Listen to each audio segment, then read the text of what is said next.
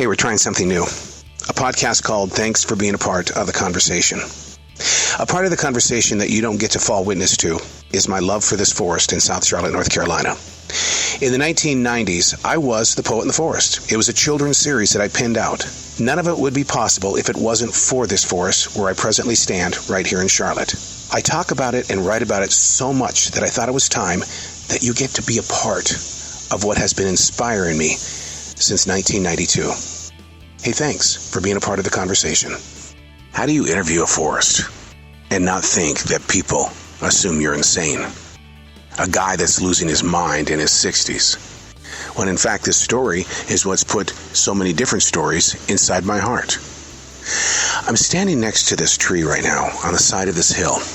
They tell me that from the street to the stream meeting the lake, it's a 95-foot drop. Well, as the one that was invited to take care of this land, that scared me because there was a lot of erosion in the 1990s, and I wanted to protect every tree that was on this land. I wanted to protect the grass, which became an impossibility because when you've got that much rain coming down this hill, a 95-foot drop, the chances of ever having a Home Depot low-style lawn, totally insane.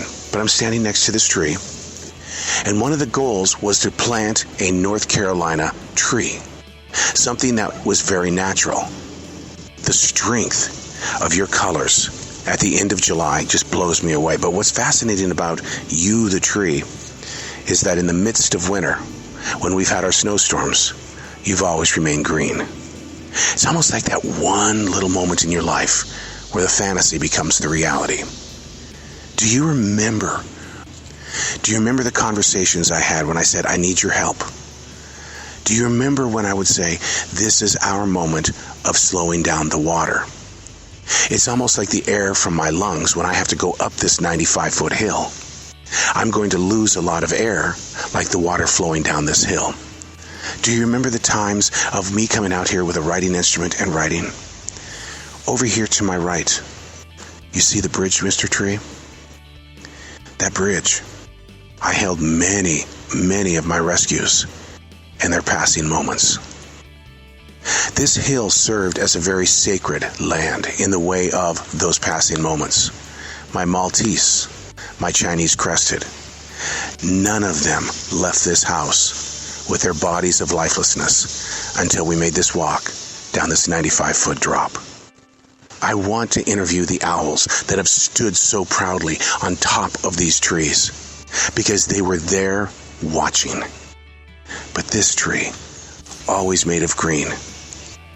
The poet, that's what I am, in the forest. And you know what's so fascinating is what you don't see is how this tree has wrapped itself around me, its leaves. It knows that I'm here to share your story, to build upon the promise of a new tomorrow in the way of allowing other writers to create their own forests. The trees.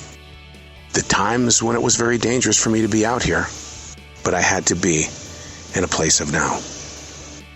This stone that's at your base, do you know why I planted it there? Do you know why? It's because I didn't want the water racing down the hill during a southern storm to take you away from me. And so I thought if I put this large stone in front of you, it would keep you here a little bit longer than just yesterday. And you're here. This is what's fascinating about this forest. And if you could just feel its branches wrap around me. I want to go through each and every one of these stories because we all have things that we should be writing about and sharing with the generations that follow. I now stand in front of grapevines. These grapevines were planted here, not because of me. It's not because I wanted the grapes. It's because I know that this area of the world, there are a lot of migrating birds. And I use those grapes to help feed them when they come flying through here and need the energy.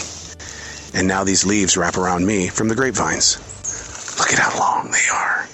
Do you remember when I came up to you and said, your fruit is not for my journey, but rather those that you may never meet again? Is it magic? Or is it just nature speaking in a way that only a few get to listen to? But how do you teach others to do that? I'm next to a Leland right now on this 95-foot drop. The Lelands were put here because of the erosion. I did not want erosion on this hill. And as I speak, a frog is leaping toward the stream.